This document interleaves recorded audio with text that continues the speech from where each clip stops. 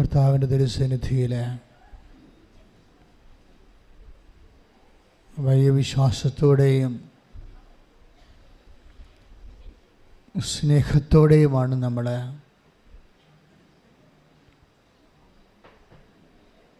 ആരാധനയിലേക്ക് എത്തിച്ചേർന്നിരിക്കുന്നത്.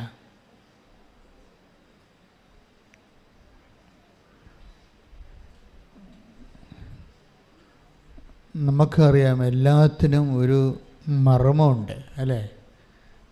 പ്രധാനപ്പെട്ട സ്ഥലം,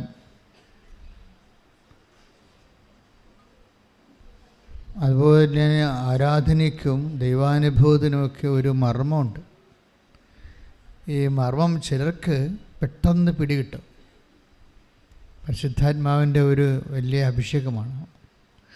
ഈ മർമ്മം പിടികിട്ടിയാൽ കഴിഞ്ഞാൽ പിന്നെ നമുക്കറിയാം, ഒരു അണുവെടുത്താൽ തന്നെയും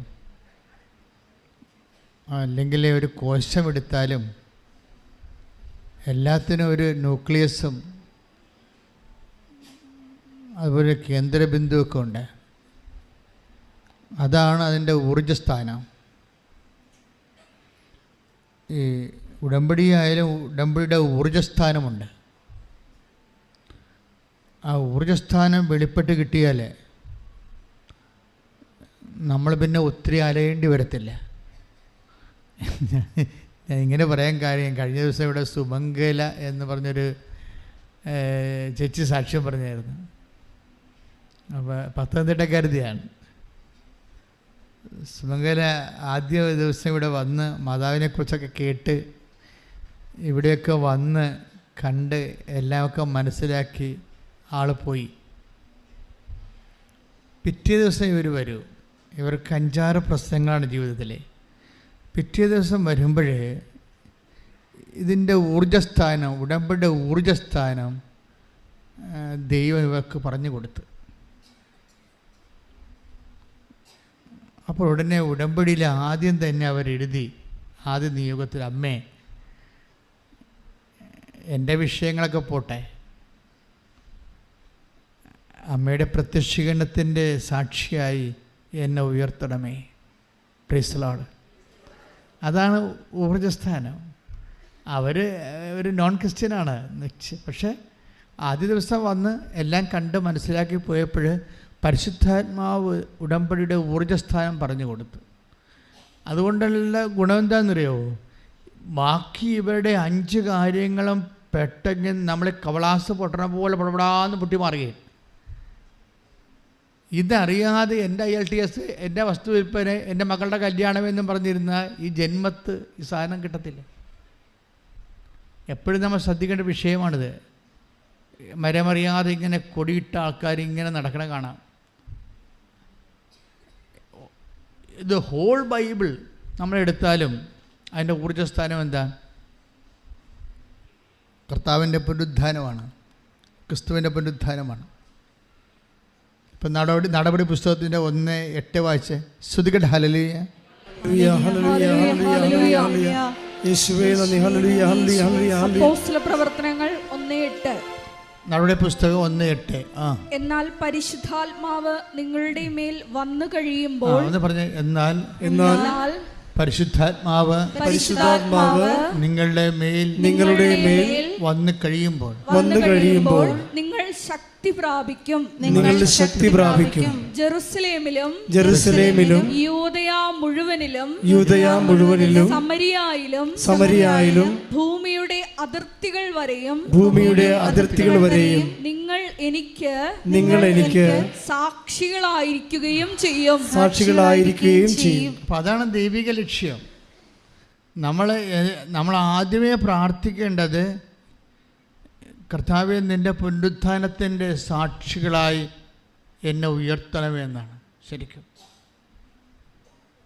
ഒന്ന് പ്രാർത്ഥിച്ച്, കർത്താവേ, കർത്താവേ, എൻ്റെ ജീവിതത്തിൻ്റെ പ്രതികൂല കാലാവസ്ഥയെ കാലാവസ്ഥയിൽ നിന്റെ കരം ഗ്രഹിച്ച്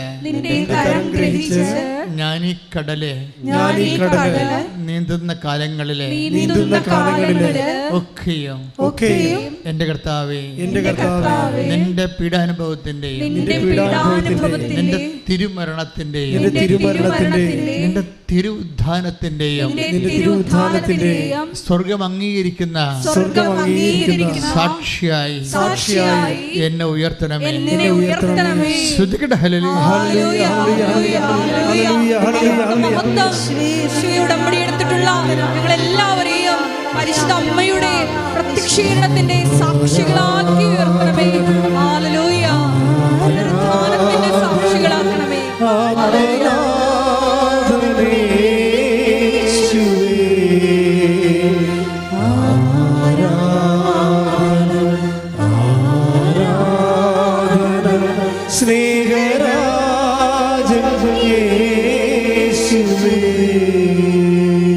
പരിശുദ്ധ പരമ ദിവ്യകാരുണ്യത്തിന് ആരാധനയും സ്തുതിയും പുകഴ്ചയും ഉണ്ടായിരിക്കട്ടെ. ഈശോയാണെങ്കിൽ ഈ സാക്ഷ്യം കേട്ട് സന്തോഷിക്കുന്ന ഒരാളാണ്. ബൈബിളിലെ നല്ല പ്രസന്നമായ ഭാവം ഈശോയുടേത്. പലപ്പോഴും ഈശോ വളരെ അപൂർവ ഭാവം മാത്രമേ ഈശോ ചിരിക്കത്തുള്ളൂ. ചിരിക്കുന്ന ഈശോയെ നമ്മൾ കാണത്തില്ല ഒരിക്കലും ബൈബിളിൽ. ഈശോ ഒത്തിരി പ്രാവശ്യം ചിരിച്ച് കാണും. പക്ഷേ അപ്പോസ്തലന്മാരുടെ ജീവിതം ഇതൊക്കെ രൂപപ്പെടുത്തിയവൻ്റെ കാലത്ത് രക്തസാക്ഷിത്വത്തിൻ്റെ വഴികളായതുകൊണ്ട് അവർക്ക് ചിരിക്കാൻ സമയം കിട്ടി കാണത്തില്ല. അതുകൊണ്ട് ഈശോൻ്റെ ചിരിയൊന്നും അവർ ഒപ്പിയെടുത്തിട്ടില്ല. ഈശോ നല്ല തമാശയൊക്കെ പറയണയാളാണ്. അത് രസകരമായ കാര്യങ്ങളൊക്കെ കാര്യങ്ങൾ വളരെ കോമഡിയായിട്ട് അവതരിപ്പിക്കുന്ന ആളാണ്. വലിയ ധനവാന്മാരെ കാണുമ്പോൾ ഈശോ പറയും, ഇവൻ്റെ കാര്യം പോക്കാണ്. ഇവൻ ഒട്ടകം സൂചിക്കുഴയിലൂടെ പോവുമെങ്കിൽ തീർച്ചയായിട്ടും ഇവനും ഇതിനകത്ത് കയറുമെന്ന്. അത് കോമഡിയല്ലേ ശരിക്കും പറഞ്ഞാൽ? ഒട്ടകം സൂചിക്കുഴയിലൂടെ പോകുമെങ്കിൽ തീർച്ചയായിട്ടും ധനവാന്മാരും ദൈവരാജ്യത്തിൽ പ്രവേശിക്കും. അപ്പം അതിൻ്റെ അകത്തൊരു സട്ടയറുണ്ട്, ശരിക്കും ഒരു ആക്ഷേപകാശമുണ്ട്. പക്ഷേ ഇതൊന്നും അപ്പോസ്തലന്മാരങ്ങനെ പിക്കപ്പ് ചെയ്തിട്ടില്ല. കാര്യം അവരുടെ വഴികളെല്ലാം ജീവനെടുത്ത് കയ്യിൽ പിടിച്ചുകൊണ്ട് ഒരടരാട്ടമായിരുന്നു. ക്രിസ്തുവിന് വേണ്ടി സാക്ഷ്യം വഹിച്ചതിൻ്റെ പേരിൽ അവിടെ ജീവൻ അന്വേഷിച്ചവരുടെ കണ്ണുകൾ ഇരുട്ടിൽ എപ്പോഴും തെളിഞ്ഞു വരുമായിരുന്നു. അത് കാരണം സീരിയസ് മൂഡിലാണ് സുവിശേഷം പോകുന്നത് മുഴുവനും. എങ്കിലും ഈശോ സന്തോഷിച്ച സമയമുണ്ട്. അവൻ ആത്മാവിൽ സന്തോഷിച്ചുകൊണ്ട് take the bird of God. സ്തുതിക്കട്ടെ, ഹല്ലേലൂയ. ലൂക്കാ സുവിശേഷം 10:21. ലൂക്കാ 10:21.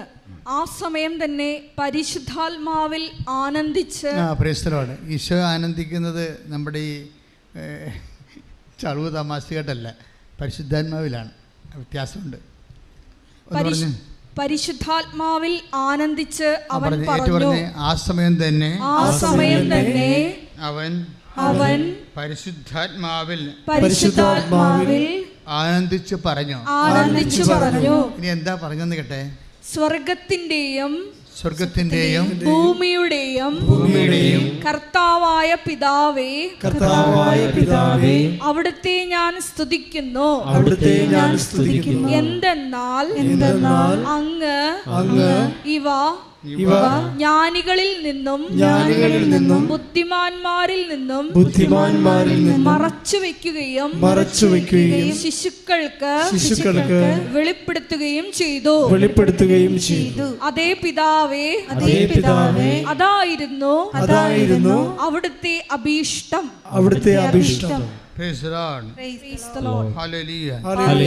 ഇതൊരു വളരെ സന്തോഷത്തിൻ്റെ മൂഡിൽ ആണ് ഈ സുവിശേഷത്തിൻ്റെ ഭാഗം പോകുന്നത്. സുവിശേഷ ഭാഗം സന്തോഷത്തിൻ്റെ മൂഡിൽ പോയാലും സന്തോഷമെന്ന് അങ്ങനെ പറയാറില്ല. പക്ഷെ ഇവിടെ സന്തോഷമെന്ന് ഇത് മുഴുവനും ഒരു നല്ല സന്തോഷത്തിൻ്റെ മൂഡിലാണ് അത് പോകുന്നത്. ഉദാഹരണത്തിന് നമ്മൾ 10:17 എടുത്ത് വിശുദ്ധ ലൂക്കാ 10:17. ലൂക്കാ 10:17. 72 പേരും സന്തോഷത്തോടെ തിരിച്ചു വന്ന് പറഞ്ഞു. അവിടെ സന്തോഷം കണ്ട. 72 പേരും സന്തോഷത്തോടെ തിരിച്ചു വന്ന് പറഞ്ഞു. കർത്താവേ, കർത്താവേ, നിന്റെ നാമത്തിൽ പിശാചുക്കൾ പോലും ഞങ്ങൾക്ക് കീഴ്പ്പെടുന്നു. സാക്ഷ്യം പറഞ്ഞാണ് അവർ. സാക്ഷ്യം കേട്ടാണ് സന്തോഷിക്കുന്നത്. നിങ്ങളൊക്കെ സാക്ഷ്യം പറയുമ്പോൾ ഈശോ സന്തോഷിക്കുന്നുണ്ട്. ശരിക്കും പറഞ്ഞാൽ അപ്പോസ്തലന്മാരെ പറഞ്ഞു വിട്ടിട്ട് സുവിശേഷ വേലക്ക് ഉടമ്പടി എടുക്കുമ്പോൾ നമുക്ക് 3 കാര്യങ്ങളില്ലേ? എന്തൊക്കെയാണ്? പ്രത്യക്ഷീകരണ പ്രാർത്ഥന, അമ്മയുടെ പ്രത്യക്ഷീകരണത്തിൻ്റെ സാക്ഷിയാക്കാൻ പ്രത്യക്ഷീകരണ പ്രാർത്ഥന, പിന്നെ എല്ലാം കർത്താവിൻ്റെ പുനരുദ്ധാനത്തിൻ്റെ സാക്ഷിയാകാൻ വേണ്ടി കർത്താവിനെ അറിയാത്തവരെ അറിയിക്കുന്നു സുവിശേഷ വേല, പിന്നെ എന്താ? ജീവകാരുണ്യ പ്രവർത്തനങ്ങൾ, അതും സുവിശേഷത്തിൻ്റെ സ്നേഹത്തിൻ്റെ സാക്ഷികളാണ്. ഇതിനു വേണ്ടിയാണ് ഈ ഉടമ്പടിക്കാർ പോകുന്നത്.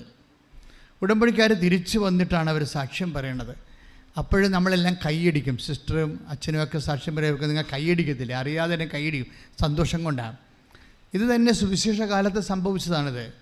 ആ സന്തോഷം ഇങ്ങനെ തുടരുകയാണ്.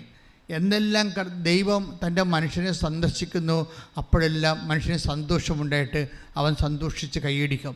എന്താ കാരണം വെച്ച് കഴിഞ്ഞാൽ ഈ സാക്ഷ്യം കേൾക്കുമ്പോഴാണ് ശരിക്കും ഈശോയ്ക്ക് സന്തോഷം ഉണ്ടാകുന്നത്. ഈശോയുടെ ജീവിതത്തിൽ എപ്പോഴും നിങ്ങൾ ഓർക്കുക, കർത്താവേ, ദൈവത്തിന് ഈശോയ്ക്കൊരു സന്തോഷം കൊടുക്കണം എന്ന് നിങ്ങൾ ചിന്തിക്കണം. ഉടമ്പടി എടുക്കുമ്പോൾ അത് നിങ്ങളും മ്ലാനമായിരുന്നു, ഈശോയും മ്ലാനമായിരുന്നു, എങ്ങനെയാണ് ശരിയാകണത്? അപ്പം നിങ്ങൾക്കൊരു ദൈവാനുഭവം കിട്ടിക്കഴിയുമ്പോൾ നിങ്ങളത് 10 മനുഷ്യരോട് പറയുമ്പോൾ ദൈവത്തെക്കുറിച്ച് ആൾക്കാർ കേൾക്കുമ്പോൾ അവർക്ക് മാനസാന്തരം ഉണ്ടാകുമ്പോൾ ദൈവത്തിനത് സന്തോഷമാണ്. പ്രാർത്ഥിക്കുക, കർത്താവായ ദൈവമേ, എനിക്കുണ്ടാകുന്ന ദൈവാനുഭവങ്ങളിലെ മനുഷ്യനുണ്ടാകുന്ന മാനസാന്തരങ്ങളിലെ ദൈവത്തിനുണ്ടാകുന്ന സന്തോഷത്തിന്റെ ഉപകരണമാക്കി എന്നെ മാറ്റണമേ. ശ്രുതികട ഹല്ലേലൂയ. പരിശുദ്ധ പരമദിവ്യകാരുണ്യത്തിന്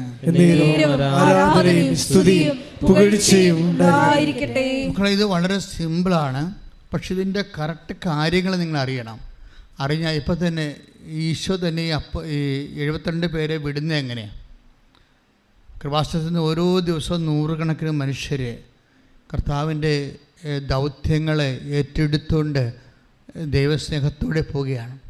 ഇപ്പോൾ ഒരു 100 പേര് ഉടമ്പടി ചെയ്യുമ്പോൾ ചിലപ്പോൾ 2 പേര് മാത്രമേ അതിൻ്റെ അകത്ത് അത് കർത്താവിന് വേണ്ടി ചെയ്യുന്നൊരു ജോലിയാണെന്ന് മനസ്സിലാക്കത്തുള്ളൂ.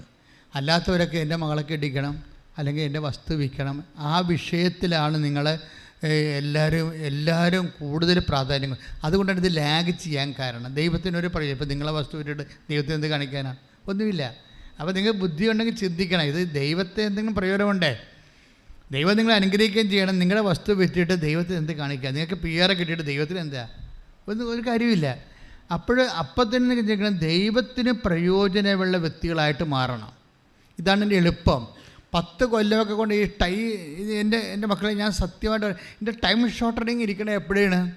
ഇതിൻ്റെ കറക്റ്റ് ഊർജ്ജസ്ഥാനം അറിയുമ്പോഴാണ്. എന്താണ് ദൈവത്തിന് ഇതുകൊണ്ട് എന്ത്? ഞാൻ ഈ ഉടമ്പടി എടുക്കുന്നതിലൂടെ ദൈവത്തിന് എന്താണ് പ്രയോജനം എന്നാണ് നിങ്ങൾ ധ്യാനിക്കേണ്ടത്. അപ്പോൾ തീർച്ചയായിട്ടും നിങ്ങൾക്ക് മനസ്സിലാകും. എന്താ കാര്യം, ഈ വലിയൊരു പ്രോജക്റ്റിന് ഞാനൊക്കെ അച്ഛനായപ്പോൾ ആദ്യമേ തന്നെ മിഷണറി ആയി. അതെന്താ വെച്ച് കഴിഞ്ഞാൽ എൻ്റെ മനസ്സ് ഈശോ ആദ്യമേ തന്ന കാര്യം അതാണ്. കർത്താവിനെ അറിയാത്തവരെ അറിയിക്കണം, അറിഞ്ഞവരെ ആഴപ്പെടുത്തണം. എന്താ കാര്യം? പിന്നീട് എന്താ കാര്യമെന്ന് ഈശോനോട് പറഞ്ഞായിരുന്നു. അച്ഛനായി 10-15 കൊല്ലം കഴിഞ്ഞപ്പോഴെന്നോട് പറഞ്ഞു, ഞാനിനി ഒത്തിരി ഇപ്പം ചില പറയേ നല്ല മുതൽ മുടക്കുണ്ട് മകനെ ഇതിൻ്റെ അകത്തുനിന്ന്. ഞാനൊത്തിരി എൻ്റെ നമുക്കറിയാമല്ല, പ്രകൃതിയ ദൈവമായിരിക്കവേ നല്ല സ്റ്റാറ്റസിൽ ജീവിച്ച ആളല്ലേ. നല്ല സ്റ്റാറ്റസ് വിടിഞ്ഞ് പ്രകൃതിയ ദൈവമായിരിക്കവേ ദൈവത്തോടുള്ള സമാനത മൃഗപ്പിടിക്കേണ്ട കാര്യമായി അവൻ പരിഗണിക്കാതെ ദാസനായി. നല്ല ഇൻവെസ്റ്റ്മെൻറ്റാണ്. കുരിശുമരണത്തോളോ തന്നെ താഴ്ത്തി. കണ്ടാ, ഇത്രയും മുതൽ മുടക്കാൻ, ജീവന് തുല്യം മുതൽ മുടക്കാൻ കർത്താവിൻ്റെ വിശുദ്ധമായ രക്തം. അതുകൊണ്ട് തന്നെ ഈ വിഷയത്തിൻ്റെ മേലെ, കർത്താവിൻ്റെ തിരുമരണത്തിൻ്റെ മേലെ, അതിനു വേണ്ടി ആ ഉത്ഥാനത്തിൻ്റെ സാക്ഷികളായി ദൈവത്തിൻ്റെ ഹൃദയത്തിൻ്റെ സന്തോഷമായി മാറാൻ നമുക്കൊരു തീരുമാനമെടുത്താൽ അപ്പോൾ സ്വാഭാവികമായിട്ട് നിങ്ങൾക്ക് അഭിഷേകം വരാൻ തുടങ്ങും. ഈ സ്നേഹത്തിലാണ് ഈ അഭിഷേകം ഇരിക്കുന്നത്. ഞാൻ എപ്പോഴും നിങ്ങൾ പറയും ലൈറ്റ് വെയ്റ്റിംഗ് എന്ന് പറയും. What is light weighting? എന്താണ് ഭാരലഘുത്വം? എന്താണ് ഒരു ഭാരം ലഘുവാകണത്? എങ്ങനെയാണ് ഭാരം ലഘുവാകണത്? എപ്പോഴും അതിൻ്റെ കണ്ടൻറ്റ് അതെപ്പോഴാണ് നമുക്കൊരു ഭാരം ലഘുവായി വരുമ്പോഴാണ് നമുക്ക് ആളിന് അഭിഷേകം കിട്ടിയെന്ന് മനസ്സിലാകണത്. ഒരു ഭാരം ലഘുവായി വരുമ്പോൾ വലിയ ഭാരമുള്ള വിഷയമാണ്, പക്ഷെ അത് വളരെ ലഘുവായിട്ട് അയാൾക്ക് അനുഭവപ്പെട്ടു വരുമ്പോൾ നമുക്കറിയാൻ പറ്റും അഭിഷേകം കിട്ടിയെന്ന്. അപ്പോൾ അതറിയണമെങ്കിലേ മക്കെദോനിയ 2 കൊറിന്ത്യൻസ് 2 കൊറിന്ത്യൻസ് 8:9 വായിച്ചേ. ശ്രുതികട്ടെ. ഹല്ലേലൂയ ഹല്ലേലൂയ ഹല്ലേലൂയ ഹല്ലേലൂയ ഹല്ലേലൂയ. യേശുവേ നന്ദി. ഹല്ലേലൂയ ഹല്ലേലൂയ ഹല്ലേലൂയ. 2 കൊരിന്തോസ് 8:9. നമ്മുടെ കർത്താവായ യേശുക്രിസ്തുവിന്റെ കൃപ നിങ്ങൾക്കറിയാമല്ലോ. എന്താ സബ്ജക്റ്റ്? എന്താ വാട്ട് സബ്ജക്റ്റ് എന്ന് പറഞ്ഞാൽ നമ്മുടെ കർത്താവായ യേശുക്രിസ്തുവിന്റെ കൃപ നിങ്ങൾക്കറിയാമല്ലോ. അവൻ സമ്പന്നനായിരുന്നിട്ടും നിങ്ങളെ പ്രതി ദരിദ്രനായി തന്റെ ദാരിദ്ര്യത്താൽ നിങ്ങൾ സമ്പന്നരാകാൻ വേണ്ടി തന്നെ. ഇതാണ് ഈ ഭാരലഘുത്വം എന്ന് പറയുന്നത്. ഉടമ്പടി സംഭവിക്കുന്ന സംഭവമാണ്. അതിൻ്റെ തത്വം അറിയാം. ഭാരലഘുത്വത്തിൻ്റെ തത്വം അറിയണം. എന്നുവെച്ചാൽ നിങ്ങൾക്കൊരു വിഷയം, ഇപ്പം നിങ്ങൾക്ക് ഒരു ഇപ്പോൾ വൈഫും ഹസ്ബൻഡോട് അകന്ന് താമസിക്കുമ്പോൾ നിങ്ങൾ അടുക്കുന്നവരെ what you want, you need anointment. അല്ലെങ്കിൽ നിങ്ങൾ ഉത്കണ്ഠപ്പെട്ട് പല വിഷമെടുത്ത് തന്നെയൊക്കെ ചെയ്യും. അതല്ല, മറിച്ച് ഒരു ഹസ്ബൻഡ് വൈഫ് അകന്നിരിക്കുകയും അവരെ അടുക്കുന്നവരെ വാട്ട് യു നീഡ് അനോയിൻമെൻറ്റ്. അതെല്ലാം അങ്ങനെയാണ്. ഇപ്പോൾ ഒരു ജോലി കിട്ടണം, നമുക്ക് ജോലി വേണം. ജോലി കിട്ടിയിട്ട് വേണം നമുക്ക് കല്യാണം കഴിക്കാൻ, ജോലി കിട്ടിയിട്ട് വേണം വീട് വെക്കാൻ. അപ്പോൾ ഇറ്റ് വിൽ ടേക്ക് ടൈം, അതിനൊരു സമയമെടുക്കും. അത് കിട്ടണവരെ വാട്ട് യു നീഡ്, നിങ്ങൾക്ക് എന്താ വേണ്ടത്? അനോയിൻമെൻറ്റാണ് വേണ്ടത്. എന്നുവെച്ചാൽ അഭിഷേകം. അഭിഷേകം എങ്ങനെ ഉണ്ടാകും എന്ന് നിങ്ങൾ അറിയണം. ഇപ്പം തന്നെ ഈശോ എന്താ ചെയ്തത്? ആ ലൈറ്റ് വെയ്റ്റിംഗ് കണ്ടില്ലേ? ഇപ്പോൾ 2 കൊരിന്ത്യൻസ് 8:6 വായിച്ച്. 8:9 വായിച്ചേ. നമ്മുടെ കർത്താവായ യേശുക്രിസ്തുവിന്റെ കൃപ ഒന്ന് പറഞ്ഞേ. നമ്മുടെ കർത്താവായ യേശുക്രിസ്തുവിന്റെ കൃപ നിങ്ങൾക്കറിയാമല്ലോ. അവൻ സമ്പന്നനായിരുന്നിട്ടും നിങ്ങളെ പ്രതി ദരിദ്രനായി. അതായത് ഇതിൻ്റെ അത് വരുന്ന ഒരു വിഷയം വെച്ചാൽ അവൻ സമ്പന്നനായിട്ടും, ദൈവമല്ലേ, അപ്പോൾ സർവ്വസമ്പത്തും അവൻ്റെതാണ്. അവൻ സമ്പന്നനായിട്ടും പിന്നെ എന്താ പറ്റിയത്? നിങ്ങളെ പ്രതി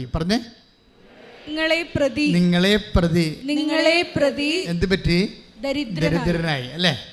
അപ്പം ഈ വലിയ സമ്പന്നനായ ദൈവം ഇങ്ങനെ ചുരുങ്ങി, ഇങ്ങനെ നഗ്നനായി, വിവസ്ത്രനായി, ഇങ്ങനെ ആണിയേൽ അപമാനിക്കപ്പെട്ട് തൂങ്ങിക്കിടക്കുന്ന അവസ്ഥയിലേക്ക് ഇവൻ വന്നത് അതിൻ്റെ അങ്ങനെ വരുന്നതിന് ഈശോയ്ക്ക് ഒരു ഭാരലഘുത്വം ഉണ്ടാക്കിയത്. അത് നിസ്സാരമായിട്ട് ഈശോ ചെയ്തത് എന്തിൻ്റെ കാര്യത്തിലാണ്? നിങ്ങളെ പ്രതി. അല്ലേ? മനസ്സിലായി എന്താ പറഞ്ഞത്? അവൻ സമ്പന്നനായിട്ടും നിങ്ങളെ പ്രതി ദരിദ്രനായി. അവിടെ ആരെ പ്രതിയാണ്? നിങ്ങളെ. ദാറ്റ് മീൻസ് നിങ്ങളോടുള്ള സ്നേഹത്തെ പ്രതി. കൈയിടിച്ച് കർത്താനോട് ദിവ്യകാരുണ്യത്തിന്. അപ്പൊ ഉടമ്പടിയുടെ ഊർജ്ജസ്ഥാനം നമുക്ക് മനസ്സിലായി. പുനരുദ്ധാനമാണ്, പിന്നെ എന്താണ്? അമ്മയുടെ പ്രത്യക്ഷീകരണമാണ്. പക്ഷെ അതിനു വേണ്ടിയുള്ള നമ്മുടെ എല്ലാ പ്രവർത്തനങ്ങളുടെ പിന്നിലും ആ ഭാരലഘുത്വം ഉണ്ടാക്കണത് എന്താ? ദൈവസ്നേഹമായിരിക്കണം. പറഞ്ഞ മനസ്സിലായില്ലേ? ഇപ്പം നിങ്ങൾക്കുള്ളത് നിങ്ങളുടെ ജീവിതത്തോടുള്ള സ്നേഹമാണ്. ഈ ഫോർമാറ്റ് നേരെ ചേഞ്ച് ചെയ്യേണ്ടി വരും. മനസ്സിലായില്ലേ? നിങ്ങൾക്ക് ജീവിതത്തോടുള്ള അഭിനിവേശവും താല്പര്യവും സ്നേഹവുമാണ് നിങ്ങൾ ഇതുകൊണ്ട് എന്തെങ്കിലും കടിച്ചു പിടിച്ച് നീന്താൻ നോക്കണത്. പക്ഷേ ഇത് വർക്കൗട്ട് ചെയ്യണത് പാടാണ്. അതിന് സമയമെടുക്കും. മറിച്ച് നേരെ തിരിച്ച് ഈ സംഭവം തിരിച്ചിടണം. ഇതൊന്ന് ഈ അലൈൻമെൻറ്റ് തെറ്റിക്കിടക്കുകയാണ് ഈ സാധനം. ഇത് നേരെ തിരിച്ചിടണം. എന്നിട്ട് ദൈവത്തോടായിരിക്കണം സ്നേഹം. എന്ന് പ്രാർത്ഥിച്ചേ. കർത്താവായ ദൈവമേ, കർത്താവായ ദൈവമേ, നിന്നോടുള്ള സ്നേഹത്താൽ എൻ്റെ ഹൃദയത്തെ അഭിഷേകം ചെയ്യണമേ. ഞാൻ ചെയ്യുന്ന പ്രവർത്തനങ്ങളെ ഭാരപ്പെട്ടതായാലും അത് ലഘുവായി ചെയ്യാൻ എന്നെ ദൈവസ്നേഹത്താൽ നിറക്കണമേ. ശ്രദ്ധിക്കട്ടെ. ഇപ്പോഴുണ്ടല്ലോ, ഇപ്പോൾ ഈ ആയുർവേദ വൈദ്യന്മാരില്ലേ, നമ്മുടെ രാജ്യം ആയുർവേദത്തിൻ്റെ രാജ്യമാണ്. ലോകത്ത് ഏറ്റവും കൂടുതൽ ആയുർവേദത്തിൻ്റെ സംഭാവന നൽകിയത് നമ്മളുടെ പിതാക്കന്മാരാണ്. 5000 കൊല്ലം മുമ്പുള്ള ആയുർവേദ ചരിത്രം നമുക്കുള്ളത്. അപ്പോൾ ഈ ആയുർവേദത്തിൻ്റെ കഷായം അല്ലെങ്കിൽ ലേഖ്യം എപ്പോഴാണിത് പാകമാകണത്? പണ്ടത്തെ ചില വൈദ്യന്മാരൊക്കെ പാകമാകണ സമയത്ത് മുറുക്കത്ത് പോകുമായിരുന്നു. എൻ്റെ അകത്ത് പുരാതന കാലങ്ങളിലുള്ള ചരിത്രങ്ങൾ പരിശോധിച്ചാൽ അത് മനസ്സിലാവും. എപ്പോഴാണിത് പാകമാകണത്, എങ്ങനെ അറിയാൻ പറ്റും? അത് താഴെ കൊടുത്തിരിക്കുന്ന ഉരുളിയുടെ താഴെയുള്ള തീ, കത്തണ തീ, ഇത് പാകമാകുന്ന അനുസരിച്ച് കൊണ്ട് വളഞ്ഞ് കുത്തി ഇതിനകത്തേക്ക്, ഉരുളിയുടെ അകത്തേക്ക് കത്തി വീഴും, വളഞ്ഞു കുത്തും. അതാണ് അതിന് പാകം എന്ന് പറയണത്. ഒരു ലേഖ്യത്തിൻ്റെ അല്ലെങ്കിൽ ഒരു കഷായത്തിൻ്റെ പാകം, എല്ലാ കഷായമല്ല, അത് മരുന്നിൻ്റെ ഒരു പ്രത്യേകതയാണത്. അതുപോലെ തന്നെ ഉടമ്പടി എപ്പോഴാണ് നിങ്ങൾ ഉടമ്പടിയിലാണെന്ന് നിങ്ങൾക്ക് എങ്ങനെ അറിയാൻ പറ്റും? നിങ്ങൾ ഉടമ്പടിയിലാണ് എന്നെങ്ങനെ അറിയാൻ പറ്റും? നിങ്ങളുടെ പ്രേക്ഷിത വേല അല്ലെങ്കിൽ കർത്താവിൻ്റെ കൈമാറ്റ ശുശ്രൂഷ, അത് അല്ലെങ്കിൽ ജീവകാരുണ്യ പ്രവർത്തനം എപ്പോഴാണ് എൻ്റെ മക്കൾക്ക് ഭാരമില്ലാതെ ദൈവസ്നേഹത്തോടെ സിമ്പിളായിട്ട് ചെയ്യാൻ പറ്റണത്, അപ്പോൾ ഉടമ്പടി കത്തുന്നുണ്ട്. ഇതാണ് സംഭവം. അല്ലാതെ മനസ്സിലായില്ലേ? ഇത് വളരെ സീരിയസ് ആണ്. ഇങ്ങനെ ഈ ഇതിന് ടെക്നിക്കാലിറ്റി അറിഞ്ഞാൽ ഉടമ്പടി പെട്ടെന്നാണ് വർക്കൗട്ട് ചെയ്യണത്. കാര്യം ഇതിൻ്റെ ഭാരമില്ല. എപ്പോഴാണ് ഇപ്പോൾ നിങ്ങൾക്കൊരു നിങ്ങളുടെ ഒരു 10 പേപ്പറുണ്ട്, അപ്പോൾ നിങ്ങൾക്ക് ഭയങ്കര തീവ്രമായ ആഗ്രഹമാണ്. എന്താണ്? കർത്താവ് 10 പേപ്പറല്ലേ ഉള്ളു, ഒരു 10 കൂടി കിട്ടിയെങ്കിൽ കർത്താവിനെ മറ്റുള്ളവർക്ക് കൂടി അറിയിക്കാമായിരുന്നില്ല. അല്ലെങ്കിൽ ആരെങ്കിലും കാണുമ്പോൾ കർത്താവ് ഇപ്പോൾ എൻ്റെ കയ്യിൽ ഒരു പേപ്പർ ഉണ്ടായിരുന്നെങ്കിൽ കൊടുക്കാമായിരുന്നില്ല എന്നൊക്കെ ചില ആൾക്കാർ വന്ന് സാക്ഷ്യം പറയുന്നില്ലേ? ദാറ്റ് മീൻസ് അവർ ഉടമ്പടിയിലാണ്. ഉടമ്പടി എടുത്തത് കൊണ്ട് ഉടമ്പടിയിലാകത്തില്ല. ഉടമ്പടിയിലാകണമെന്നുണ്ടെങ്കിൽ ആ ഉടമ്പടിയിൽ ചലിപ്പിക്കുന്ന ആ ഒരു ചാലക ശക്തി എന്ന് പറയുന്നത് ദൈവസ്നേഹമാണ്. ആ ദൈവസ്നേഹത്തിലേക്ക് വന്നാൽ നമ്മൾ പറന്ന് വെട്ടി കർത്താവിന് വേണ്ടി വേറെ ചെയ്യും. എന്നിട്ട് നമുക്കൊരു നമ്മൾ ടയേർഡാകത്തില്ല. ഞാൻ പണ്ട് എനിക്ക് എപ്പോഴും ഉണ്ടാകുന്നൊരു പ്രശ്നമാണ് ഈ ബ്രോങ്കൈറ്റിസിൻ്റെ പ്രശ്നം. പ്രത്യേകിച്ച് ഡിസംബർ മാസത്തിലൊക്കെ, നവംബർ ആകുമ്പോൾ തന്നെ എൻ്റെ പതിരെയൊക്കെ ഇങ്ങനെ എപ്പോഴും സ്വെല്ലിങ് ആകും, ചുമയാവും. 2 മാസമൊക്കെ ചുമക്കും. ഈ 2 മാസം ചുമക്കണ സമയത്ത് തന്നെയാണ് ഞാൻ കൊച്ചിയിൽ നിന്ന് ഈ പുന്നപ്പുറ വരെ 66 ധ്യാനങ്ങൾ നടത്തും. എന്താണ്? കടലി കൺവെൻഷൻ നടത്താൻ വേണ്ടി. കടലി കൺവെൻഷന് മുമ്പ് ആദ്യം കൊച്ചി പോയി ചെറിയൊരു മിനി കൺവെൻഷൻ നടത്തും. അവിടെ മധ്യസ്ഥ പ്രാർത്ഥനക്കാർ രൂപപ്പെടും. എന്നിടത്ത് പിന്നീട് കണ്ടക്കട വന്ന് നടത്തും, പിന്നീട് ചെല്ലാനത്ത് വന്ന് നടത്തും, പിന്നെ പള്ളിത്തോട്ട് എൻ്റെ നാട്ടിൽ വന്ന് നടത്തും. ഇങ്ങനെ നടത്തി പുന്നപ്പുറ വരെ പോകും. അപ്പോൾ 2 മാസമാകും. അപ്പോഴാണ് ഡിസംബർ 26 ഒക്കെ ആകും. അപ്പോൾ കടലിൽ കൺവെൻഷൻ നടത്തും 10 ദിവസത്തേക്ക്. അപ്പോൾ ഈ സമയത്തെല്ലാം ഇങ്ങനെ മഞ്ഞ് പിടിച്ച് ചുമച്ച് നമുക്ക് ഞാൻ ചുമക്കണ കണ്ട വേറെ ആൾക്കാർക്ക് തോന്നും ഇപ്പോൾ ചത്തുപോകുമെന്ന് തോന്നും. പക്ഷെ എൻ്റെ ഉള്ളിൽ ഭയങ്കര ദൈവസ്നേഹം തോന്നുന്നുണ്ടാവും. പിറ്റേ ദിവസവും പോകാൻ വേണ്ടി തോന്നും. ഇതിനാണ് അഭിഷേകം എന്ന് പറയണത്. ഞാൻ എന്തെങ്കിലും നിങ്ങളോട് പറയുന്നുണ്ടെങ്കിൽ ആ ഒരു പാഠം പഠിച്ച് തീർന്നിട്ട് പറയുന്നതാണത് ശരിക്കും. അപ്പം നിങ്ങളൊന്ന് പ്രാർത്ഥിക്കണം. കാര്യം നിങ്ങൾ ഇങ്ങനെ ഒത്തിരിയേറെ ലാഗ് ചെയ്യേണ്ട ഒരു കാര്യമില്ല. ഇങ്ങനെ ചില കാര്യങ്ങൾക്ക് ലാഗ് ചെയ്യേണ്ട ഒരു കാര്യമില്ല. ഇപ്പോൾ കഴിഞ്ഞ ദിവസങ്ങളിൽ ഒരു ചേച്ചി ഒരു സാക്ഷാത് വരുന്ന, അത് ഈ കഴിഞ്ഞ ദിവസം ഇന്നലെ എന്ന് പറഞ്ഞത്, അത് ഗ്രേസി ഡേവിഡിൻ്റെ ഒരു പ്രശ്നം എന്താ? സീരിയസ് വിഷയമാണ്. ഒരു ആൺമകനുണ്ട്, കാണാനില്ല. അതാണ് പ്രശ്നം. 1 മാസമല്ല, 1 വർഷമല്ല, 2 വർഷമല്ല, 3 വർഷമല്ല, 4 വർഷമായിട്ട് ഇവരെക്കുറിച്ചൊരു പിടിയില്ല. 4 വർഷമായിട്ട് നിങ്ങളൊന്ന് ചിന്തിച്ച്, ഒരു മകനുണ്ട് കാണാനില്ലെങ്കിൽ 4 വർഷമായിട്ട് അവനെക്കുറിച്ചൊരു ഫോൺ പോലും കിട്ടില്ലെങ്കിൽ അവൻ മരിച്ചില്ലേ? മരിച്ചു പോയില്ലേ? എന്തെങ്കിലും പിടിയുണ്ടെങ്കിൽ അമ്മയടുത്ത് അമ്മനെ ബന്ധമുള്ള ആൾക്കാർക്ക് വിളിക്കത്തില്ലേ? ഇല്ല, തീർന്നു, ആളെ തീർന്നു. അപ്പോൾ മരിച്ചതുപോലെ എല്ലാവരും കരുതുകയാണേ. ഗ്രേസി ഡേവിസിൻ്റെ അമ്മ മരിച്ചതുപോലെ എല്ലാം കരുതുകയാണ്. അപ്പോഴാണ് ഇവർക്ക് കൃപാസനം പത്രത്തിലൊരു കീറ് കിട്ടുന്നത്. അവരത് വായിച്ചു നോക്കിയപ്പോൾ മാതാവ് അവരെ വിളിക്കും. കൃപാസനം പത്രവും നിങ്ങൾ ഒരിക്കലും വിളിക്കരുത്, അത് മാതാവിൻ്റെ കൈയാണ്, നിങ്ങളെ തൊട്ട് വിളിക്കണ കൈയാണ്. കൈ ഇടിച്ച് കർത്താസുണ്ട്.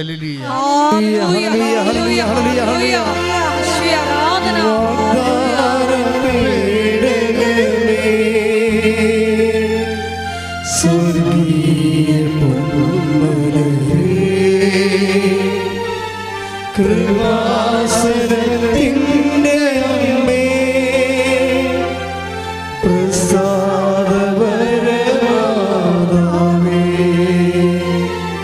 വാഗ്ദാനപേടകമേ, സ്വർഗീയ പൊന്മലരേ, കൃപാസനത്തിൻ്റെ അമ്മേ,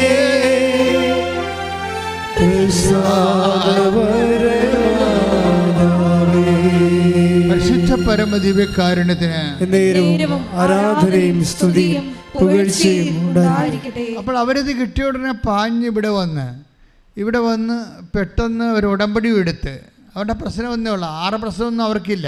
എന്താണ്? മരിക്കണമാകുമ്പോൾ മകനെ കാണണം, അത്രേ പ്രശ്നമുള്ളൂ. അവരമ്മയോട് പറഞ്ഞു, അമ്മേ ഞാൻ മരിക്കണമാകുമ്പോൾ എൻ്റെ മകനെ കാണണം അമ്മയെന്ന് പറഞ്ഞിട്ട് അത്രയും പറഞ്ഞിട്ട് പോവുകയാണ്. ഇവർ പല പ്രാവശ്യം അച്ഛനെ കാണണം ഇവിടെ വന്നിട്ടുണ്ട്. പക്ഷേ അവർക്ക് ഇവിടുത്തെ തിരക്ക് കൊണ്ടാണ്. അതിനേക്കാൾ സീരിയസ് ആയിട്ട് 4 കൊല്ലമായിട്ട് കാണാത്ത മകൻ ചിലപ്പോൾ ഓഫീസിൽ വിചാരിച്ച് കാണും, മരിച്ചു പോയി കാണുമെന്ന് വിചാരിച്ച് കാണും. അതങ്ങനെ അമ്മനോട് പറയണത്, അച്ഛനോട് വന്നാലും റിസൾട്ട് അതല്ലേ എന്നൊക്കെ വിചാരിച്ചുകൊണ്ട് അവരതിനേക്കാൾ cancer 4th stage, kidney 4th stage അതൊക്കെ എടുത്ത് നോക്കുമ്പോൾ ഇവർക്ക് കിട്ടത്തില്ല ചീട്ട്. പക്ഷേ ഇവർക്ക് ഒരു ദിവസം ഇവരോട് യൂട്യൂബിലൂടെ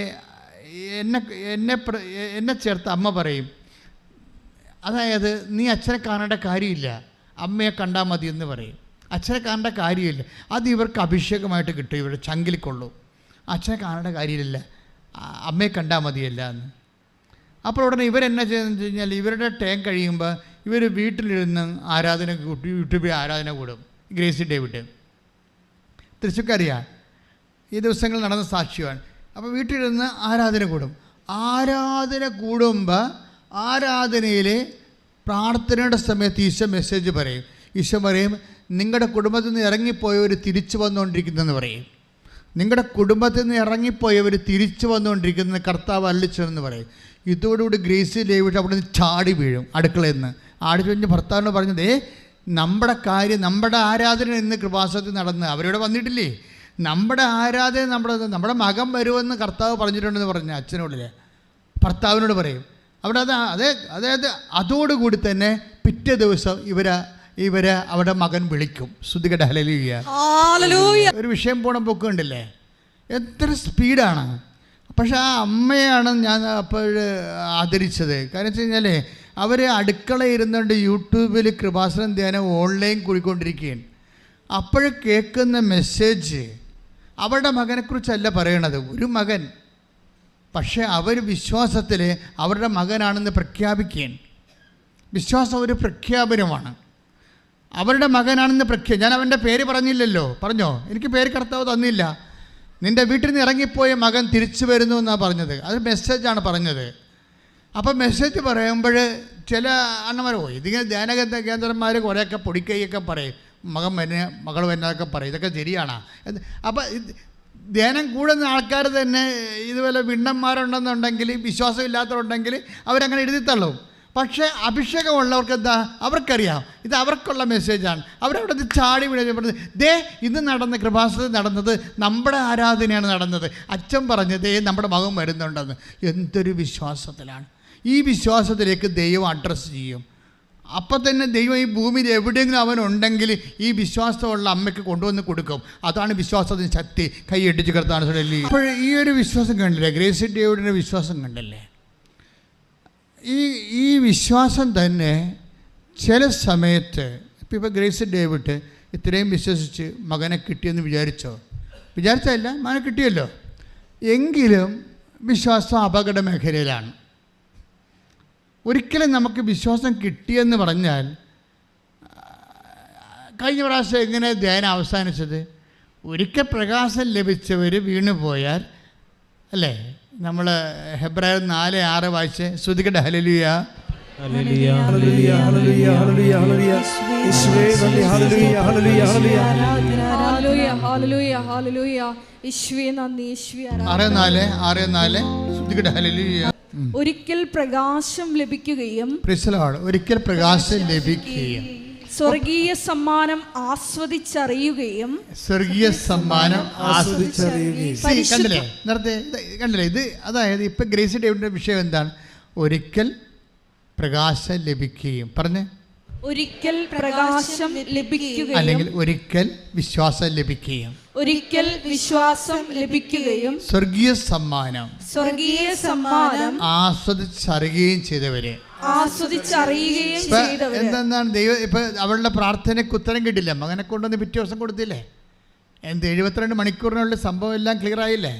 അപ്പം അങ്ങനെ ഒരിക്കൽ പ്രകാശം ലഭിച്ച് വിശ്വാസം ലഭിച്ച് നമ്മുടെ വിശ്വാസത്തിൻ്റെ പ്രാർത്ഥനയ്ക്ക് ഉത്തരം ലഭിച്ചാൽ പിന്നെ അവർ ശ്രദ്ധിക്കേണ്ട കുറേ കാര്യങ്ങളുണ്ട്. എന്താണ് അവർ സാക്ഷ്യം പറഞ്ഞവർ പ്രത്യേകം ശ്രദ്ധിക്കണം. വായിച്ചോളൂ. ഒരിക്കൽ പ്രകാശം ലഭിക്കുകയും സ്വർഗീയ സമ്മാനം ആസ്വദിച്ചറിയുകയും ചെയ്തവരെ വീണു പോവുകയാണെങ്കിൽ അവരെ അനുതാപത്തിലേക്ക് പുനരാനയിക്കുക അസാധ്യമാണ്. ഇതാണ് ഉടമ്പടി ശ്രദ്ധിക്കേണ്ട കാര്യം. നിങ്ങൾക്കൊരിക്കൽ സാക്ഷ്യം ലഭിച്ച് വിശ്വാസത്തിൻ്റെ വഴികളിൽ നിങ്ങൾ വന്നാൽ പിന്നെ എന്താണ്? നിങ്ങളത് സംരക്ഷിക്കാൻ ബാധ്യസ്ഥയാണ് ആ വിശ്വാസ നിലവാരം. അല്ലാതെ ഇനി ഒരു വിഷയം ഉണ്ടാകട്ടെ, അപ്പം ഞാൻ വീണ്ടും ഉടമ്പടി എടുത്ത് കാര്യം കണ്ടോളാമെന്ന് വിചാരിച്ചുകൊണ്ട് നിങ്ങൾ നിങ്ങളുടെ വഴികളിൽ പോയാൽ വീണ് പോയാൽ പ്രശ്നമാണ്. എന്താണ്? ഒരിക്കൽ പ്രകാശം ലഭിക്കുകയും സ്വർഗീയ സമ്മാനം ആസ്വദിച്ചറിയുകയും ചെയ്തവരെ വിശ്വാസത്തിൽ നിന്ന് വീണു പോയാൽ അവരെ അനുതാപത്തിലേക്ക് നയിക്കുക അസാധ്യം. പിന്നീട് അവർക്ക് കിട്ടത്തില്ലെന്ന്. അത് ഭയങ്കര സീരിയസ് വിഷയമാണ്. അതായത് ഒരിക്കൽ നിങ്ങൾ ദൈവമാണ് തൊട്ടിരിക്കണം, അല്ലാതെ നിങ്ങളുടെ പഞ്ചായത്ത് പഞ്ചായത്ത് പ്രസിഡൻ്റ് അല്ല തൊട്ടത്. അപ്പം ദൈവം നിങ്ങളെ തൊട്ടിട്ട് നിങ്ങൾക്ക് ആ തൊട്ട അനുഭവം കിട്ടിയിട്ട് വീണ്ടും നിങ്ങൾ പാപികളായിട്ട് പഴയ ലോകത്താന്മാരായിട്ട് പോയിട്ട് പിന്നീടൊരു വിഷയം ഉണ്ടാകുമ്പോൾ പിന്നെ ദൈവത്തിൻ്റെ അടുത്ത് വന്ന് അനുഗ്രഹം അടിച്ചു മാറ്റാമെന്ന് വിചാരിച്ചാൽ നടക്കത്തില്ലെന്ന് തന്നെ അന്ന് മാത്രമല്ല, നിങ്ങളുടെ കാര്യത്തിൽ ഇതിനെക്കുറിച്ചൊക്കെ പത്രോസ് പറയണത് അതിനേക്കാൾ ഗതികെട്ട വാക്കാണ്. ശ്രുതികടെ എടുത്തുതരാം. ശ്രുതികടെ ഹല്ലേലൂയ. 2 പത്രോസ് 2:20 നമ്മുടെ കർത്താവും രക്ഷകനുമായ യേശുക്രിസ്തുവിനെ കുറിച്ചുള്ള അറിവ് മൂലം പ്രൈസ് ദി ലോർഡ് എന്ന് പറഞ്ഞ് നമ്മുടെ 2 പത്രോസ് 2:20 നമ്മുടെ കർത്താവും രക്ഷകനുമായ യേശുക്രിസ്തുവിനെ കുറിച്ചുള്ള അറിവ് മൂലം അവർ ലോകത്തിന്റെ മാലിന്യങ്ങളിൽ നിന്ന് രക്ഷ പ്രാപിച്ചതിന് ശേഷം വീണ്ടും അവയിൽ കുരുങ്ങുകയും അവയാൽ തോൽപ്പിക്കപ്പെടുകയും ചെയ്യുന്നെങ്കിൽ അവരുടെ അന്ത്യസ്ഥിതി ആദ്യത്തേതിനേക്കാൾ മോശമായിരിക്കും.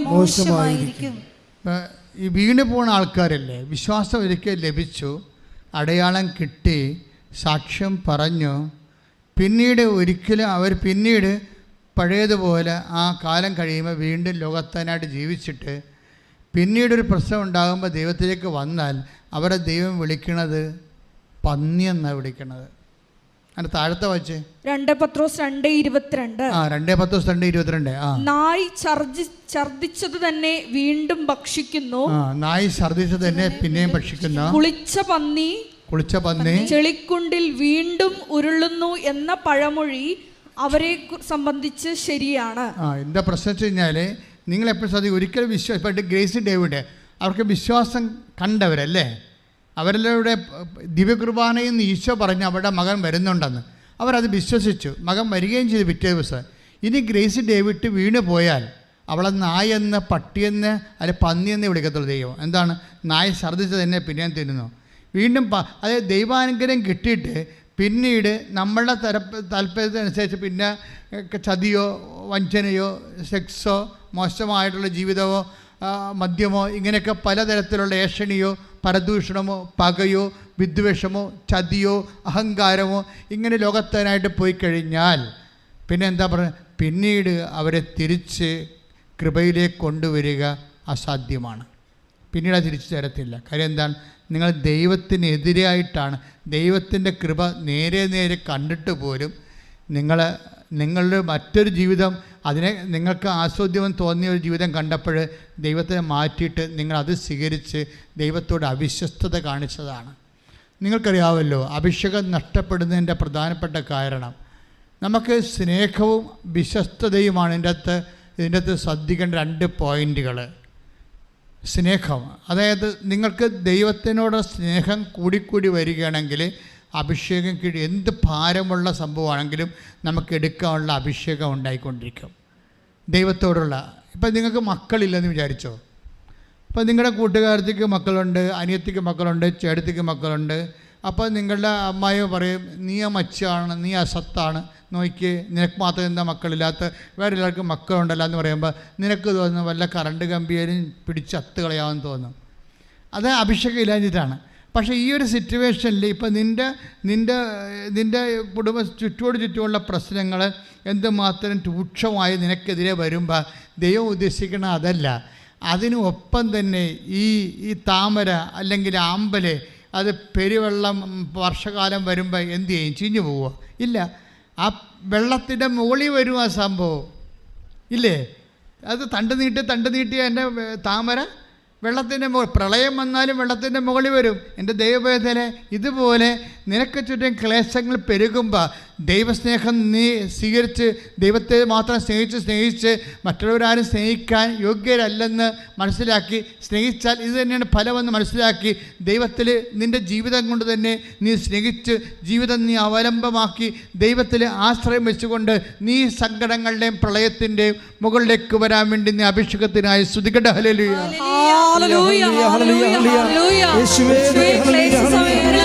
വിശ്വാസം പ്രഖ്യാപിച്ചുകൊണ്ട് ദൈവ സ്നേഹത്തിൽ മുന്നേറുവാൻ ഈ ആരാധനയോടെ ഞങ്ങളെ അഭിഷേകം ചെയ്യണമേ.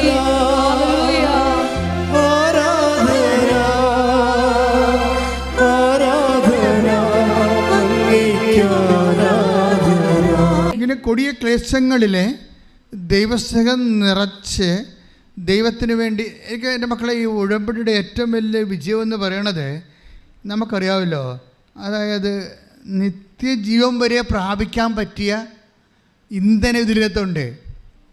ഇപ്പോൾ ഒരുത്തൻ വന്ന് ഈശോനോട് ചോദിച്ചില്ലേ, നിത്യജീവൻ പ്രാപിക്കാൻ ഞാൻ എന്ത് ചെയ്യണം? അപ്പോൾ അയാൾക്ക് ബോധമുണ്ട്, ചൊല്ലിയിട്ട് കാര്യമില്ലെന്നറിയാം.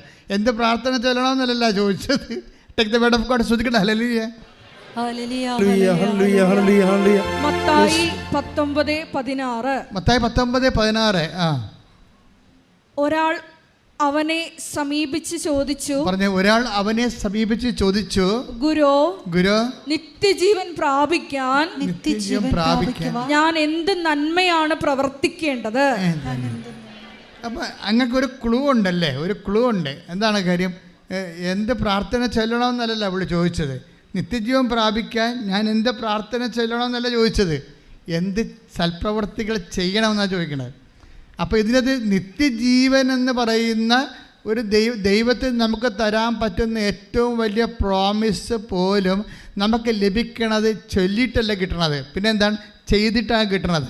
അങ്ങനെയാണെങ്കിൽ ഉടമ്പടിയുടെ അതിനകത്തുള്ള ഫോർമുലയിലുള്ള സൽപ്രവൃത്തികളായാലും കാരുണ്യപ്രവൃത്തികളായാലും സുവിശേഷ പ്രവർത്തനങ്ങളായാലും ഇത് ചെയ്യുന്നതിലൂടെ നിനക്ക് ലഭിക്കുന്ന അഭിഷേകം എന്ന് പറയണത് അത് ഏത് ക്ലേശകാലത്തും ഇപ്പോൾ നിൻ്റെ വീട്ടിൽ പട്ടിണിയും ദാരിദ്ര്യമാണെന്ന് തന്നെ വിചാരിച്ചോ.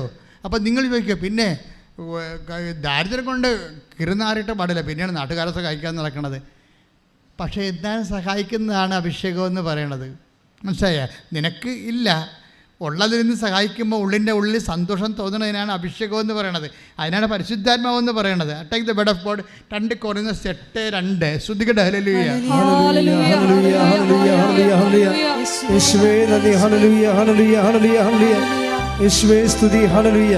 2 കൊരിന്തോസ് 8:2 എന്തെന്നാൽ ക്ലേശങ്ങളുടെ തീവ്രമായ പരീക്ഷയിൽ അവരുടെ സന്തോഷാധിക്യവും കൊടിയ ദാരിദ്ര്യവും ഉദാരതയുടെ സമ്പത്തായി കരകവിഞ്ഞൊഴുകി. ഇത് മക്കെദോനിയ സഭയെക്കുറിച്ച് പറയണതാണ്. മക്കെദോനിയായ സഭ എന്ന് പറഞ്ഞാൽ ആദിമ സഭയിൽ ഒരു സഭയാണ് കൊറിന്ത് സഭ എന്ന് പറഞ്ഞു. ഇപ്പോൾ അതെല്ലാം സ്ഥലങ്ങളുടെ പേരാണ്. ആ സ്ഥലത്തുള്ള സഭയ്ക്കാണല്ലേ പൗലോസ് അപ്പോസ്തലൻ കത്ത് എഴുതണത്. അപ്പോൾ ആ മക്കെദോനിയായ സഭയിൽ ഭയങ്കര ദാരിദ്ര്യമൊക്കെ ഉണ്ടെങ്കിലും അവർ പിരിവെടുത്ത് മറ്റുള്ളവരെ സഹായിക്കുമായിരുന്നു സന്തോഷത്തോടെ. മനസ്സിലായോ? അവർക്ക് ദാരിദ്ര്യമാണ്, എന്നാലും ദൈവസ്നേഹം നിറഞ്ഞിട്ട് അവർക്ക് എങ്ങനെയെങ്കിലും ആരെങ്കിലും സഹായിക്കണം. അവർ പറയും ഞങ്ങളെ കൂടി കൂട്ടി ഞങ്ങളെന്തിനാണ് തഴഞ്ഞത്, അവരെ സഹായിക്കുന്നതിൽ നിന്ന് എന്തിനാണ് ഞങ്ങളെ തഴഞ്ഞത്, ഞങ്ങൾക്ക് ഇല്ലാത്ത നിങ്ങളെന്തിനാണ് അറിയണത്, ഞങ്ങൾക്ക് സന്തോഷമുണ്ടല്ലോ സ്നേഹമുണ്ടല്ലോ അവരെ സഹായിക്കാൻ, ഞങ്ങളെയും കൂടി അതിനകത്ത് പങ്കെടുപ്പിക്കാൻ പറഞ്ഞിട്ട് ഇവർക്ക് ഈ കൊടിയ ദാരിദ്ര്യത്തിലും ആണെങ്കിലും ഇവർക്ക് ആന്തരികമായിട്ട് കൊടുക്കാൻ ഭയങ്കര സന്തോഷമാണ്. ഇതിനെ അഭിഷേകം എന്ന് ബൈബിള് പറയണത്. ബൈബിളെ അങ്ങനെ പറയത്തുള്ളൂ. അതിനാണ് സത്യവേദ പുസ്തകം എന്ന് പറയണത്. കൈയിട്ടിച്ച് കർത്താവിനെ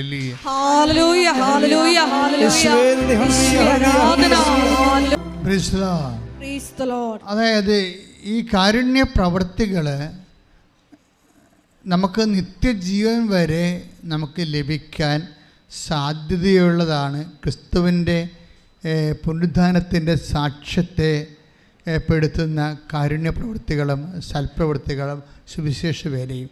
പക്ഷേ എന്താ പ്രോബ്ലം എന്ന് ചോദിച്ചു കഴിഞ്ഞാൽ, ഇത് നമ്മൾ ചെയ്യുമ്പോൾ ഒരു ഫങ്ഷണറി ആയിട്ട് ചെയ്യേണ്ട. ഉടമ്പടി എടുത്തേരെ ഇനി പത്രം കൊടുക്കണം. ഇപ്പോൾ ഇന്ന് കഴിഞ്ഞ ദിവസങ്ങളിൽ ഇവിടെ ഒരു സാക്ഷ്യം പറഞ്ഞ് നാട്ടുകാരിയാണ്, ചേർത്തലക്കാരത്തി. എന്നാ അവരുടെ പേരെന്ന് വെച്ച് കഴിഞ്ഞാൽ ബിന്ദു സുനിൽ ചേർത്തല. അപ്പോൾ അവരോട് പല ആൾക്കാരും പറയും ഇവിടെ വന്ന് കൃപാസനം നിങ്ങളുടെ നാട്ടിലല്ലേ. ഇപ്പോൾ ബിന്ദു സുനിൽ ചേർത്തലക്കാരത്തിയാണ്, കെട്ടിച്ചു വിട്ടിരിക്കുന്നത് എറണാകുളത്താണ്. അപ്പോൾ അവളുടെ കുറേ പ്രോബ്ലം ഉണ്ട്. കുറേ പ്രോബ്ലം ഉള്ള വെച്ചാൽ അവിടെ ആങ്ങളയുമായിട്ട് ഉടക്കാൻ അങ്ങോട്ടും ഇങ്ങോട്ടും സംസാരമില്ല. ആങ്ങളയുമായിട്ട് ഉടക്കി അമ്മയും മകളുമാണെന്ന് തോന്നണം. പിന്നെ ആങ്ങളെ വേറെ വീട്ടിലാണ് താമസിക്കുന്നത്, ആങ്ങളെ ഇവിടെ അല്ല. അപ്പോൾ ആങ്ങളായിട്ട് വഴക്കായിട്ട് മാനസികമായിട്ട് ശരിക്കും അകന്നു പോയ ആൾക്കാരാണ്. അതുപോലെ തന്നെ ആങ്ങളയ്ക്കൊരു മകനുണ്ട്, അവന് എന്തോ ഓട്ടിസം പോലെ എന്തോ രോഗമാണ്. പിന്നെ ആങ്ങളയ്ക്ക് രോഗമുണ്ട്. അപ്പോൾ ഇങ്ങനെ കുറേ പ്രശ്നങ്ങളുണ്ടെങ്കിലും ഇവളോട് ആൾക്കാർ പറയും നിങ്ങളുടെ നാട്ടിലല്ലേ കൃപാസനം, നിങ്ങൾക്ക് കൃപാസനത്തിൽ പോകാൻ വരും. അപ്പോൾ ഉടനെ ഇവർ പറയും അവിടെ എന്നാ, അവിടെ ഈ പത്രം മേടിക്കണം, പത്രം കൊടുക്കണം, യൂട്യൂബിൽ ചാർജ് ചെയ്യണം, എൻ്റെ ഇതൊക്കെ ചുമ്മാ ബിസിനസ്സല്ലേ, ഞാനൊന്നും പോകത്തില്ലെന്ന് പറയും. ഇവർ വരത്തില്ല. അവർ പറയുന്ന വേറെ സാധനമുണ്ട്. ഞാൻ പലപ്പോഴും ബസ്സിൽ ഇതിലേ പോകുന്നുണ്ടായിരുന്നു, ഞാൻ ഇങ്ങോട്ട് നോക്കത്തില്ലെന്ന്. എനിക്ക് അത്രയും വെറുപ്പായിരുന്നു. ആരോ പൈശാചികമായി അവിടെ ഉള്ളിൽ തിന്മയുടെ ശക്തി കയറ്റി വിട്ടിരിക്കുകയാണ്. പിശാച് അങ്ങനെ ഒരു കാര്യം ചെയ്യുവേ. ഇപ്പം നമുക്ക് എന്തുമാത്രം ട്രോളുകളാണ് നമുക്കെതിരെ ഇറങ്ങിയത്. ഞാൻ ആ ഒരു ട്രോളിന് ഞാൻ മറുപടി കൊടുത്തിട്ടില്ല. എന്താ കാര്യം? മറുപടി കൊടുക്കും. കാര്യം ജനങ്ങളുടെ വിശ്വാസത്തിൻ്റെ സാക്ഷ്യങ്ങളിങ്ങനെ അപ്പ് ചെയ്തുകൊണ്ടിരിക്കും. വേറെ അവരോട് നമുക്ക് സംസാരിക്കേണ്ട കാര്യമില്ലല്ലോ. സംസാരിക്കേണ്ട ആരാണ് സംസാരിക്കേണ്ടത്? ദൈവമല്ലേ സംസാരിക്കേണ്ടത്. നമ്മൾ സംസാരിക്കത്തില്ല. നമ്മൾ വീണ്ടും പ്രാർത്ഥിച്ച് ഉപവസിച്ചുമൊക്കെ അമ്മയുടെ പ്രത്യക്ഷീകരണത്തിൻ്റെ കൂടുതൽ തെളിവുകൾ ശേഖരിക്കാം. എന്നിട്ട് ആ സാക്ഷ്യങ്ങളെല്ലാം ജനങ്ങളിലേക്ക് പോകും. അപ്പോൾ അതുകൊണ്ട് അങ്ങനെ അവസാനം നമ്മളെന്താ ഇതുപോലെ ഇതിൻ്റെ വാതിൽക്കൽ കൂടി പോയാൽ പോലും സ്വന്തം നാട്ടുകാരത്തിയായിട്ട് പോലും മാതാവിനെ തിരിഞ്ഞു നോക്കാത്ത ആൾ ഒരു സുപ്രഭാതത്തിലെ അവർക്കൊന്നും, അതായത് കൃപാസനത്തിനെതിരെ ചിന്തിക്കുന്നവർക്കൊന്നും ഒരു സമയം കഴിഞ്ഞാൽ പിടിച്ചേക്കാൻ പറ്റത്തില്ല. ഈ സത്യമായതുകൊണ്ട് അവർക്കൊരു സങ്കടം വന്നാൽ എന്നാ ജാതിക്കാരായാലും അവർക്ക് തിരിച്ച് അമ്മയല്ലാതെ വരെ അഭയമില്ലല്ലോ. അത് അവർ തിരിച്ചു വന്ന് ഇവിടെ വന്ന് ഇതിനകത്ത് കയറി ഉടമ്പടി എടുത്തു. അത് നടപ്പിൽ വരുത്തിയപ്പോൾ ഇപ്പോഴെന്നാ അവർ പറയാമെന്നറിയാമോ? അവർ അമ്മയെ കാര്യങ്ങൾ മനസ്സിലാക്കി കഴിഞ്ഞപ്പോൾ ഇതിൻ്റെ ഒരു ശക്തിയായ പ്രചാരകയായി മാറിയേ. അതെന്താ കാര്യം? ആങ്ങള ഇവർ ഒരിക്കൽ സ്വപ്നത്തിൽ ജന്മത്തിൽ വിശ്വസിച്ചില്ല. അമ്മയടുത്ത് വന്ന് ഉടമ്പെടുക്കുമ്പോൾ ആങ്ങളെയുമായിട്ട് അനുരഞ്ജനപ്പെടണമെന്ന് മാത്രം എഴുതിയിട്ട് ആദ്യം. ആങ്ങളുടെ മകൻ്റെ അസുഖം മാറണം, ആങ്ങളുടെ വാൽവ് ദ്രവിച്ചിരിക്കുകയാണ്, അവൻ മരിച്ചു പോകും, അവൻ്റെ വാൽവിന് ഓപ്പറേഷൻ നടത്തണം ഉള്ള മാർഗം തന്നെ, അല്ലെങ്കിൽ അവൻ ജീവിക്കണം. ഈ 3 പ്രധാനപ്പെട്ട കാര്യങ്ങൾ എഴുതുന്നുണ്ട്. അമ്മ ഒരു ആശുപത്രിയും പോകാതെ അവൻ്റെ വാൽവ് ശരിയാക്കി കൊടുത്തു. ആ ആങ്ങളെ ഒരാഴ്ച ഉടമ്പടി എടുത്ത് ഒരാഴ്ചക്കുള്ളിൽ ഇവരുടെ വീട്ടിൽ വന്ന് അമ്മനെയും മകളെയും കൂടി വിളിച്ചുകൊണ്ട് പോയി. ആകപ്പാടെ നമ്മളെ വേറെ ഏത് രാജ്യത്ത് നാട്ടിൽ ജീവിക്കണ പോലെ പടപടാന്ന് അവൻ്റെ ഓട്ടിസം ബാധിച്ചിരിക്കുന്ന മകനെ വേറെ അത് നിർത്താൻ പറ്റിയ ഒരു സ്ഥലത്തേക്ക് വിളിച്ചുകൊണ്ട് പോയി ആങ്ങളുടെ ഭാരം കുറച്ച് എല്ലാം അവൾ ചോദിച്ചത് എല്ലാം എണ്ണി ദിവസങ്ങൾക്കുള്ളിൽ കൊടുത്ത്. ഇപ്പം എന്നാ സംഭവിച്ചിരിക്കണത്? അതായത് എല്ലാ ദിവസവും എല്ലാ ആഴ്ചയും ആളിവിടെ വരും, എല്ലാ ദിവസവും കുർബാനയ്ക്ക് കൂടും, എല്ലാ ആഴ്ചയും കുർബാനയ്ക്ക് കൂടും, എല്ലാ ആഴ്ചയും വന്ന് പത്രം വാങ്ങിച്ചുകൊണ്ട് പ്രാർത്ഥിച്ച് എല്ലാവരും കൊടുക്കും. നോക്കിയേ ഒരാളെ നോക്കി. അപ്പോൾ അതായത് എത്ര കള്ളത്തരങ്ങൾ പ്രചരിപ്പിച്ചാലും ശരി, സത്യത്തെ മൂടിവെക്കാൻ പറ്റത്തില്ല. ഒരു കാലത്ത് കൃപാസനത്തെ അപമാനിച്ചവർ തന്നെയാണ് പിന്നീട് അതിൻ്റെ പ്രചാരകരായിട്ട് അമ്മ തിരഞ്ഞെടുക്കുകയും അതുപോലെ തന്നെ ദൈവത്തിൻ്റെ ഉപകരണമായി മാറണത്. അതുപോലെ പ്രാർത്ഥിക്കുക, കർത്താവായ ദൈവമേ, അതുപോലെയുള്ള വലിയ അനുഭവങ്ങളാലെ ദൈവാനുഭവങ്ങളാലെ ഞങ്ങളെയും അഭിഷേകം ചെയ്യണമേ. ഞങ്ങളെയും പരിശുദ്ധ അമ്മയുടെ വലിയ സാക്ഷികളാക്കി മാറ്റണമേ. സ്തുതിക്കട്ടെ. ഹല്ലേലൂയ.